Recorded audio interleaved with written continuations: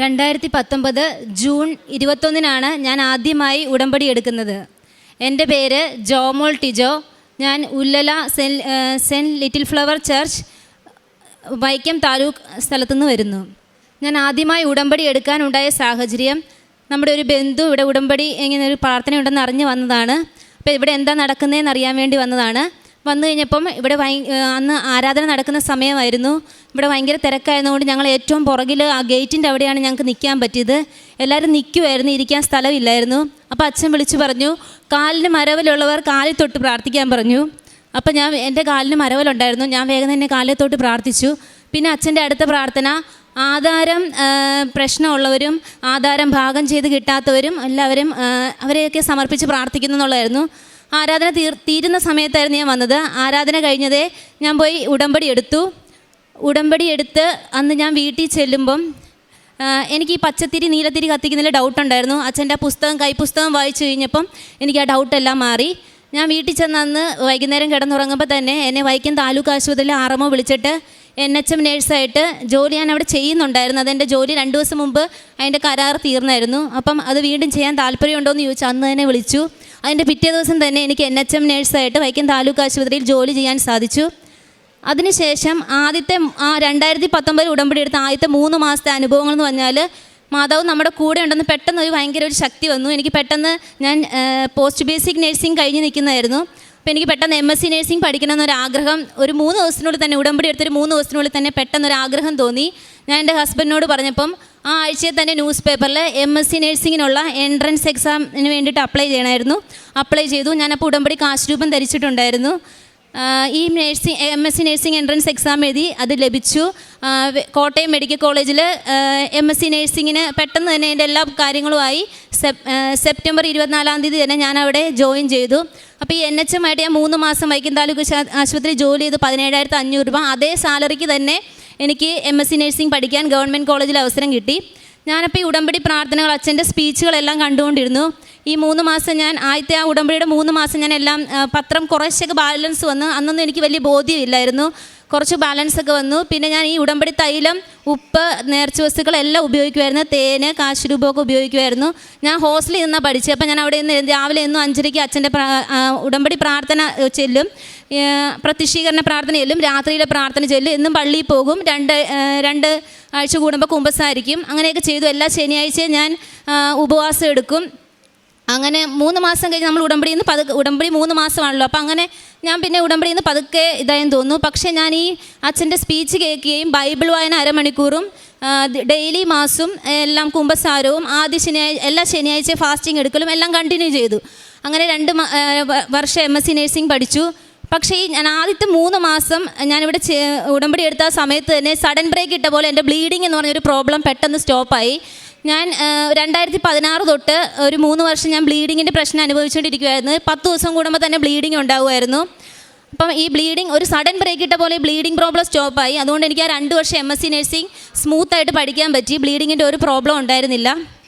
അത് കഴിഞ്ഞ് ഈ 2 വർഷം കോഴ്സ് തീരുന്ന ഒരു 6 മാസം മുമ്പ് ഞാൻ മറന്നുപോയി. ഉടമ്പടിയുടെ പകുതി കാര്യങ്ങൾ മറന്നുപോയി. ഞാൻ പതുക്കെ ഉടമ്പടിയിൽ നിന്ന് വിടാൻ പോകുമായിരുന്നെന്ന് തോന്നുന്നു. അപ്പം ഞാനെന്തോ ഉടമ്പടിയുടെ എല്ലാം തന്നെ വിട്ടു.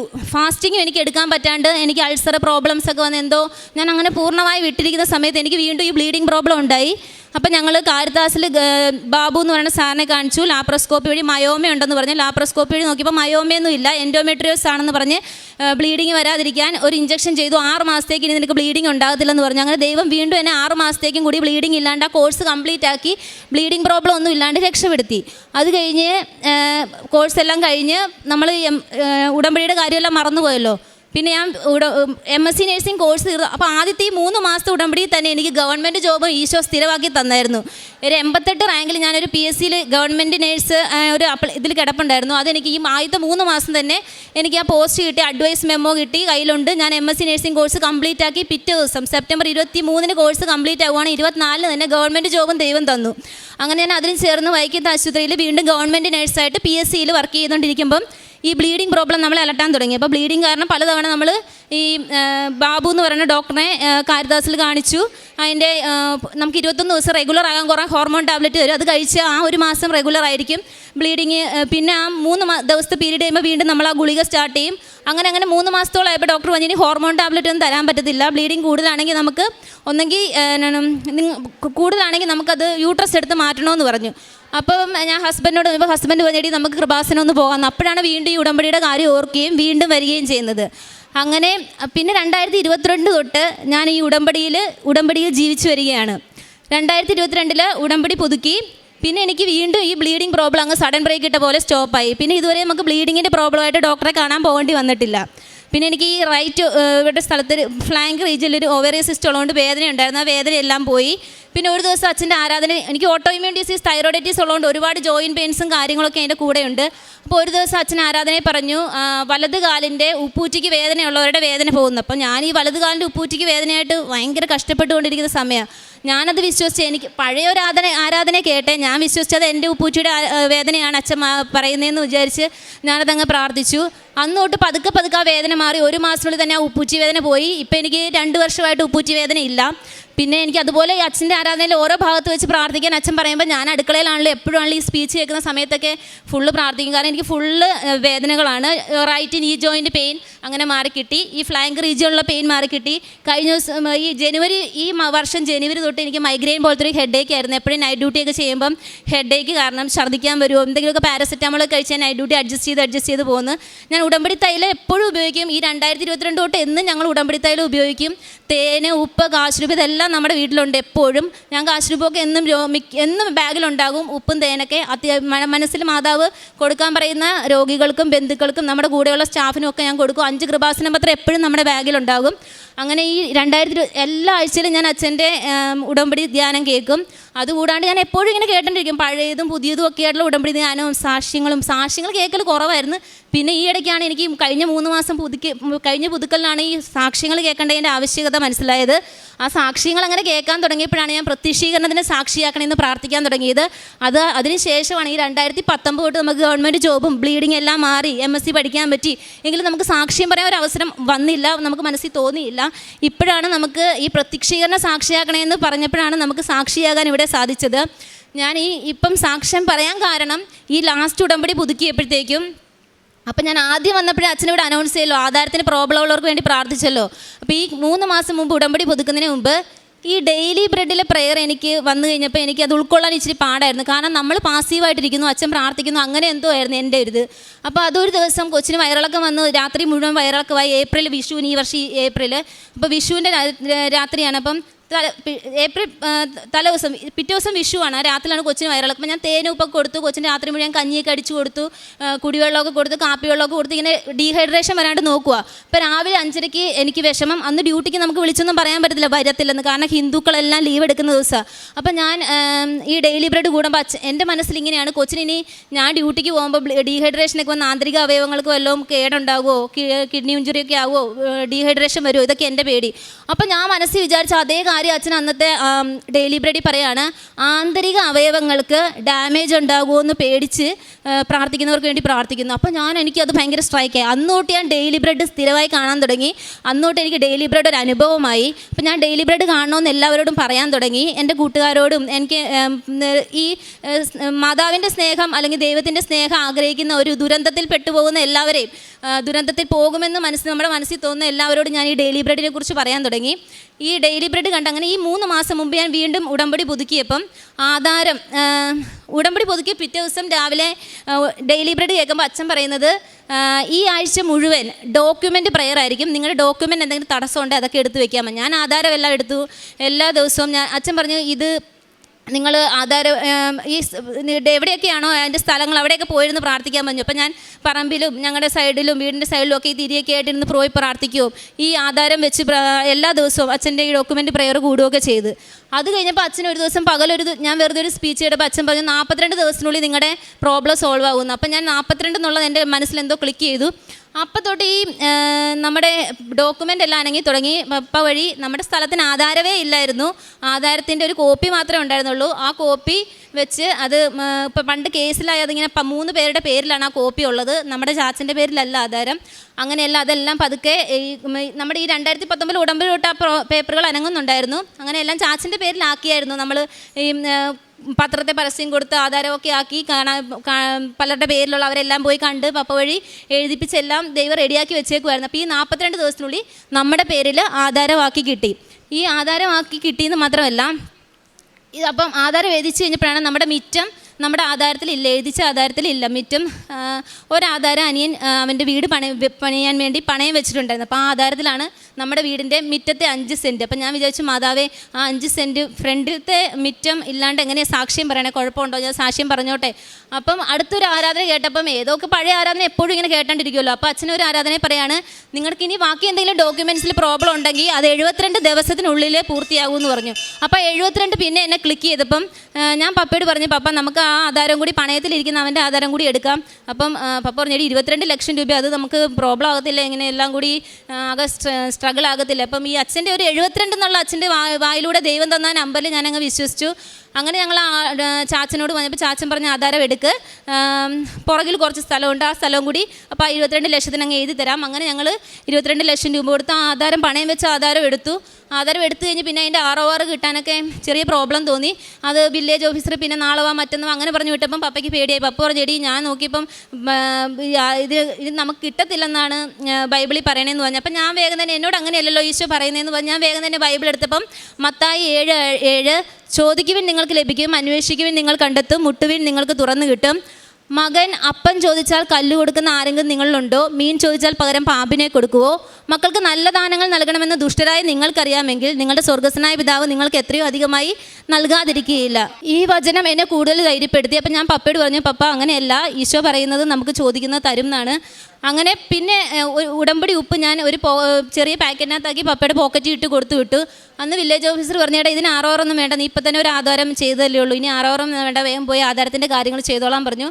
അങ്ങനെ ഈ 72 ദിവസത്തിനുള്ളിൽ നമ്മുടെ വീടിൻ്റെ ആധാരവും മിറ്റവും നമുക്ക് പുറകിലുള്ള കുറച്ച് സ്ഥലവും കൂടി വാങ്ങിക്കാൻ വീതം ദൈവം നമ്മളെ അനുഗ്രഹിച്ചു. അങ്ങനെ പ്രത്യക്ഷീകരണത്തിൻ്റെ സാക്ഷിയായി മാതാവ് ഞങ്ങളെ ഇവിടെ ഉയർത്തി. ഞാൻ ചെയ്തിട്ടുള്ള കാരുണ്യ പ്രവർത്തികൾ എന്ന് പറഞ്ഞാൽ, ഞാൻ MSc നഴ്സിംഗ് പഠിച്ചുകൊണ്ടിരുന്നപ്പോഴത്തേക്കും 17,500 രൂപയിൽ 1,750 രൂപ ഞാൻ പലതവണ നമ്മുടെ തോമസ് ചേട്ടന് അവിടെ മെഡിക്കൽ കോളേജിലെ ഫുഡും രോഗികൾക്കൊക്കെ കൊടുക്കുന്നതുകൊണ്ട് പലതവണ അങ്ങനെ ചേട്ടനെ ഏൽപ്പിച്ചിട്ടുണ്ട്. പിന്നെ രോഗികൾക്ക് ഈ റൈൽ സ്റ്റൂ ഫീഡൊക്കെ ഞാൻ പഠിക്കുവാണ്, അവിടെ സ്റ്റാഫിനൊക്കെ ഭയങ്കര തിരക്കാണ്. അപ്പം ഞാൻ എല്ലാ 2 മണിക്കൂർ കൂടുമ്പോൾ കൃത്യം ഈ റൈൽ സ്റ്റൂ ഫീഡ് കൊടുക്കാൻ ശ്രദ്ധിക്കും. കാരണം അത് ആർക്കും താല്പര്യമില്ല ഈ റൈൽ സ്റ്റൂ ഫീഡൊക്കെ കൊടുക്കാൻ. അപ്പം ഞാൻ അങ്ങനെ ചെയ്യും. ഞാൻ മിക്കവാറും രോഗികൾക്ക് അവസാനത്തെ വെള്ളം കൊടുക്കുന്നതായിട്ട് എൻ്റെ മനസ്സിൽ തോന്നും. ഇത് ചിലപ്പം ആ രോഗിക്ക് ഞാൻ കൊടുക്കുന്ന അവസാന കിട്ടുന്ന വെള്ളമായിരിക്കും എന്ന് തോന്നും. പിറ്റേ ദിവസം ആ രോഗികൾ അവിടെ ഉണ്ടാകാറില്ല. അങ്ങനെ ICUവിലെ പല രോഗികൾക്ക് ഓറൽ ഫുഡൊക്കെ നമ്മൾ അസിസ്റ്റൻസ് വേണം. അങ്ങനെയുള്ളവർക്ക് കൊടുക്കുമ്പോൾ മിക്കവർക്കും അവരുടെ അവസാന ഫീഡാണെങ്കിൽ എൻ്റെ മനസ്സിൽ ദൈവം, അപ്പം ഞാൻ അവർക്ക് വേണ്ടി പ്രത്യേകം പ്രാർത്ഥിക്കും. പിന്നെ ഞാൻ അവിടെ ഒരു അപ്പച്ചൻ കാഷ്വാലിറ്റി ഡ്യൂട്ടി ഉണ്ടായിരുന്നപ്പോൾ അപ്പച്ചൻ ചെസ്റ്റ് പെയിൻ ആയിട്ട് വന്നാണ്. അവിടെ കട്ടിലേക്ക് കിടന്ന് പൊളയുവാണ് വേദന കൊണ്ട്. അപ്പോൾ എല്ലാവരും ഹാർട്ടിനെ റെഡിയാക്കാനുള്ള മെഷീൻസൊക്കെ ഉപയോഗിച്ച് സർവൈവ് ചെയ്യുമ്പം അപ്പച്ചൻ ദാഹിക്കുന്നത് ഇങ്ങനെ കാണിച്ചു. അപ്പോൾ ഞാൻ ദൂരെ നിന്ന് കണ്ട് ഞാൻ അവിടെ മുഴുവൻ നോക്കിയിട്ട് അവിടെ ഒരു പുറത്തൊരു അക്വയിൽ ഞാനൊരു ഗ്ലാസ് വെള്ളം എടുത്തിട്ട് അപ്പച്ചന് കൊടുത്തു. ആ വെള്ളം കുടിച്ച ഉടനെ അപ്പച്ചൻ കുടിച്ച് കഴിഞ്ഞ് മതി എന്ന് പറഞ്ഞിട്ട് അപ്പച്ചൻ ശാന്തമായിട്ട് അവിടെ കിടന്നു. പിന്നെ അപ്പച്ചൻ മരിച്ചു. അങ്ങനെ എനിക്ക് ഒരുപാട് അനുഭവങ്ങൾ ഉണ്ടായിട്ടുണ്ട്. ദൈവം മനസ്സിൽ തോന്നിക്കുന്ന ഒരുപാട് അനുഭവങ്ങൾ ഉണ്ടായിട്ടുണ്ട്. ഇപ്പോൾ ഡയാലിസിസിലാണെങ്കിൽ ഞാൻ ഇവിടെ വൈക്കം താലൂക്ക് ആശുപത്രി ജോലി ചെയ്തപ്പം നമ്മൾ അപ്പച്ചന്മാരൊക്കെ അറിയും, ഞാൻ അവർക്ക് ഭാരമാണെന്ന് ഓർത്തപ്പോൾ ഞാൻ അവരെയൊക്കെ ബൈബിൾ വായിച്ച് കേൾപ്പിക്കാറുണ്ട്. വേറെ മതസ്ഥരാണ്, പക്ഷേ ഞാൻ ബൈബിൾ വായിച്ച് ഒരു ദിവസം ഞാൻ എന്നെ സ്ട്രൈക്ക് ചെയ്തു, നിസ്സഹായനായ വൃദ്ധൻ്റെ പ്രാർത്ഥന. അപ്പച്ചന് അതായിരുന്നു വേണ്ടത്. അപ്പച്ചൻ്റെ മക്കൾ അപ്പച്ചനൊരു ഭാരമാണെന്ന് അപ്പച്ചന് തോന്നലായിരുന്നു. അപ്പം നിസ്സഹായനായ വൃദ്ധൻ്റെ പ്രാർത്ഥന ഞാൻ വായിച്ച് വെച്ചപ്പോൾ ഞാനും അത് ആദ്യമായിട്ടാണ് ബൈബിളിൽ കാണുന്നത്. അപ്പച്ചന് ഭയങ്കര ആശ്വാസമായി. അപ്പച്ചൻ പിന്നെ അടുത്ത ആഴ്ച തന്നെ മരിച്ചുപോയി. അപ്പച്ചന് ആ ഭാരം എന്നുള്ള സങ്കടം മാറി. ഞാനും അത് മരിക്കണം എന്നല്ല പ്രാർത്ഥിച്ചത്, അപ്പച്ചനെ ആശ്വസിപ്പിക്കണം എന്നാണ് പ്രാർത്ഥിച്ചത്.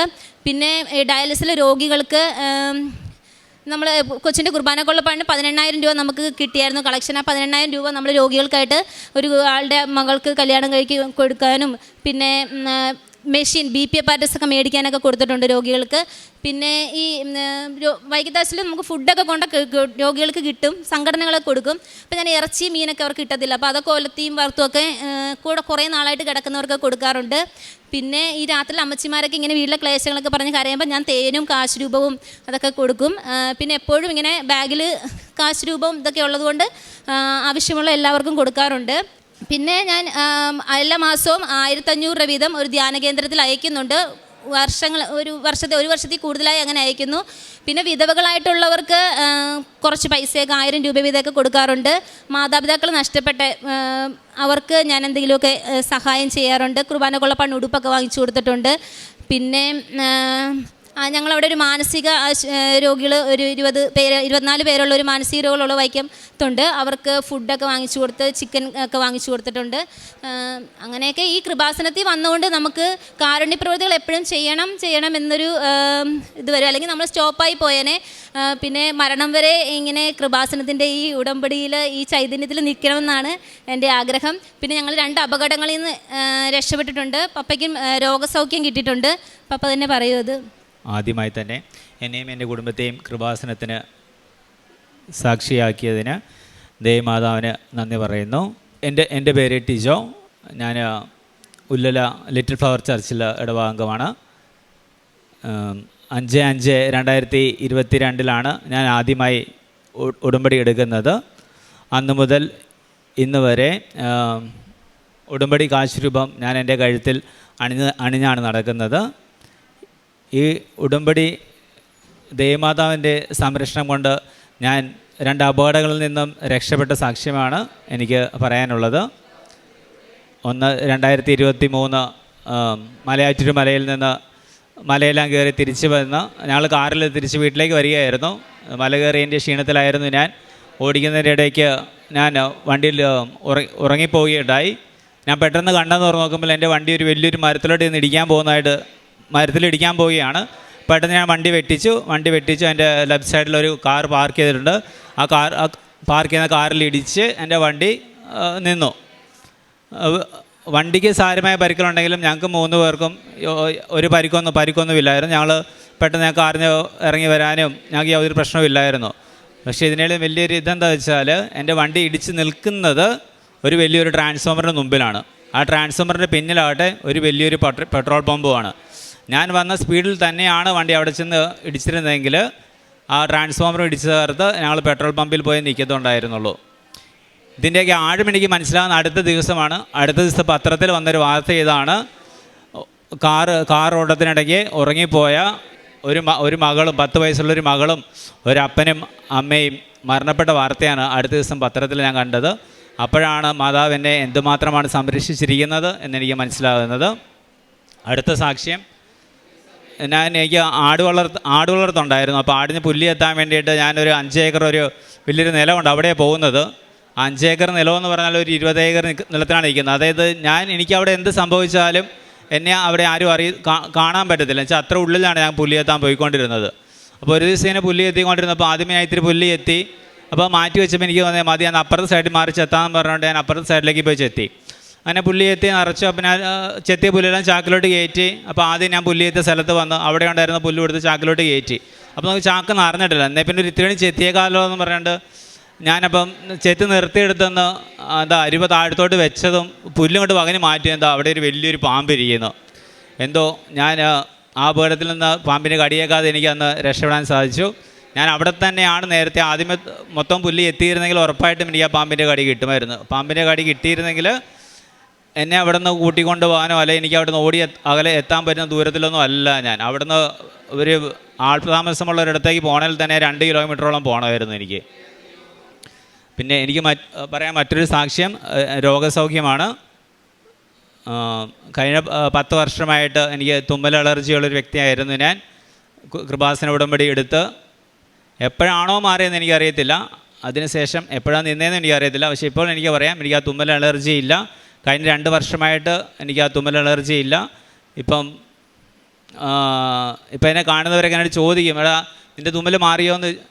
ടിജോ ഇപ്പോൾ രാവിലെ ഇനി തുമ്മലൊന്നും കേൾക്കുന്നില്ലല്ലോ എന്ന് ചോദിക്കുമ്പോഴായിരിക്കും ഞാൻ തന്നെ ഓർക്കുന്നത്, എനിക്ക് അങ്ങനെ ഒരു പ്രശ്നം ഉണ്ടായിരുന്നല്ലോ ഞാൻ ഓർക്കുന്നത്. എൻ്റെ അലർജി മാറ്റിത്തന്ന ദേവമാതാവിന് നന്ദി പറയുന്നു. കൂടാതെ മറ്റൊന്ന്, എൻ്റെ മൂക്കിൻ്റെ പാലം ചെറുതായിട്ട് വളഞ്ഞായിരുന്നു ഇരുന്നേച്ചത്. അപ്പോൾ ഞാൻ ഡോക്ടറിനെ കണ്ടപ്പോൾ ഡോക്ടറിനോട് പറഞ്ഞു, നമുക്കൊരു സർജറി ചെയ്യേണ്ടി വരും, നമുക്ക് പതുക്കെ ഒരു സർജറി ചെയ്യേണ്ടി, ഈ ശ്വാസം മുട്ട് കൂടുതലാകുവാണെങ്കിൽ നമുക്കൊരു സർജറി ചെയ്ത് മാറ്റാമെന്ന് പറഞ്ഞു. അപ്പം അങ്ങനെ ഒരു കണ്ടീഷനിലായിരുന്നു ഇരുന്നേച്ചത്. പക്ഷേ ഉടമ്പടി എടുത്തതിന് ശേഷം എനിക്ക് ശ്വാസം മുട്ട് വന്നിട്ടില്ല.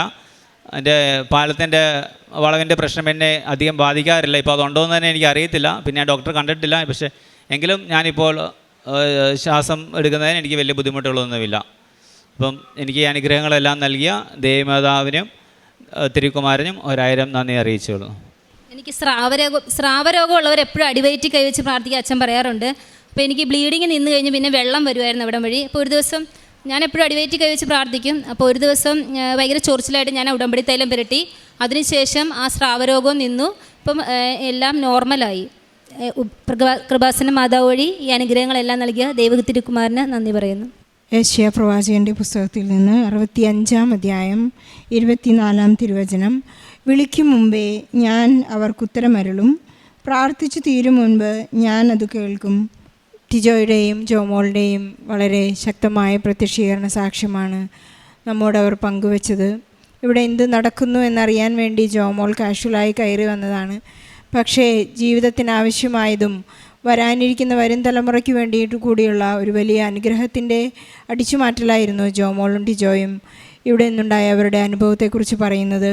എല്ലാ പ്രോബ്ലത്തിനുമുള്ളൊരു സോൾവിങ് ഇവിടെ തന്നെ നടക്കുന്നുവെന്ന് ജോമോൾക്ക് ഇവിടെ മനസ്സിലായി. അതുകൊണ്ട് തന്നെ പെട്ടെന്നുള്ള ആ ഉത്തരങ്ങൾ നൽകിക്കൊണ്ടിരുന്നപ്പോൾ ജോമോൾക്ക് തോന്നിയോ ഇതിങ്ങനെ ഒരു പ്രാവശ്യം ഉടമ്പടി എടുത്താൽ എല്ലാം നടക്കും.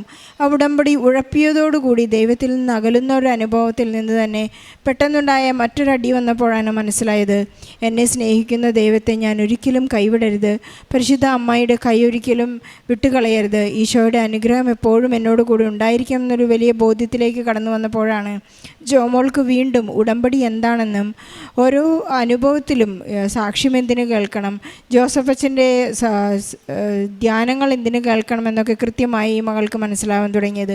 കാരണം അമ്മ സമയച്ചുരുക്കത്തിൻ്റെ അമ്മയാണ്. എൻ്റെ എല്ലാ കാര്യങ്ങളും സമയത്തിനു മുൻപ് പരിശുദ്ധ അമ്മ നടത്തി കൊടുക്കുമ്പോൾ എനിക്ക് എന്തുകൊണ്ട് പരിശുദ്ധ അമ്മയെ കേട്ടുകൂടാ, ഈശോയിൽ നിന്ന് എന്തുകൊണ്ട് ഞാൻ അകന്നു പോകുന്നു എന്നുള്ള എല്ലാ ചോദ്യങ്ങൾക്കും ഉത്തരം ഈ മകൾ തന്നെ നൽകുന്നുണ്ട്. കാരണം ജോസഫ് അച്ഛൻ്റെ ഇവിടെയുള്ള കൃപാസനത്തിൻ്റെ മിഷൻ എല്ലാം തന്നെ അച്ഛൻ്റെ ഒരു പേഴ്സണൽ ഇൻട്രസ്റ്റ് അല്ല, ഒട്ടുമല്ല. കാരണം രണ്ടാമത്തെ പ്രാവശ്യം പരിശുദ്ധമ്മ ആദ്യം പ്രത്യക്ഷപ്പെട്ടത് 2004 ഡിസംബർ 7 ഉച്ചകഴിഞ്ഞ് 2:30 അപ്പോഴാണ് അമ്മ പറഞ്ഞത് ദുരന്തമുണ്ടാകാൻ പോകുന്നുവെന്ന് ജോസഫ് അച്ഛനോട് പറഞ്ഞത്. രണ്ടാമത്തെ പ്രാവശ്യം പരിശുദ്ധ അമ്മ ഈജിപ്തിൽ വെച്ചാണ് ജോസഫ് അച്ഛന് പ്രത്യക്ഷപ്പെട്ടുകൊണ്ട് പരിശുദ്ധ അമ്മയുടെ വിരലുകൾ അച്ഛൻ്റെ വായിലേക്ക് ഇട്ടുകൊണ്ട് അച്ഛനത് മനസ്സിലായത് തന്നെ വിശുദ്ധീകരിക്കും, താൻ സംസാരിക്കുന്നതും താൻ ചെയ്യാൻ പോകുന്നതും പരിശുദ്ധ അമ്മ വിശുദ്ധീകരിക്കുന്നു എന്നുള്ള ഒരു വലിയ മെസ്സേജ് അച്ഛന് ലഭിച്ചത്.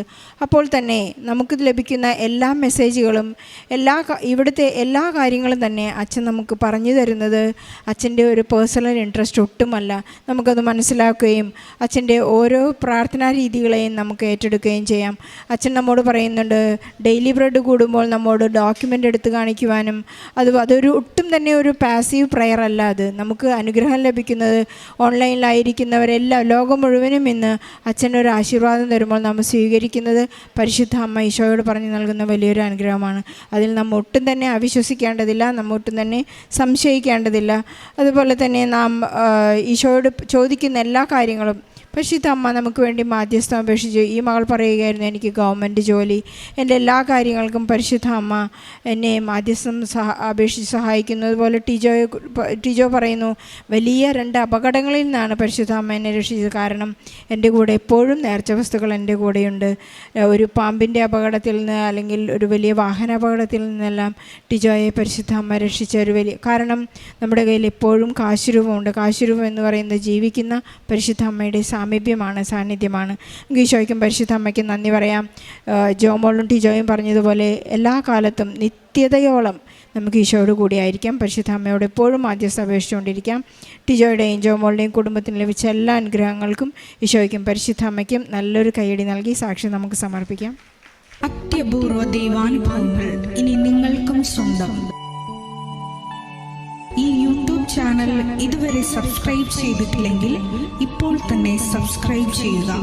ഈ വീഡിയോ ഇപ്പോൾ തന്നെ നിങ്ങളുടെ സുഹൃത്തുക്കൾക്ക് ഷെയർ ചെയ്തുകൊണ്ട് കർത്താവിൻ്റെ പ്രേക്ഷിതരാകുക.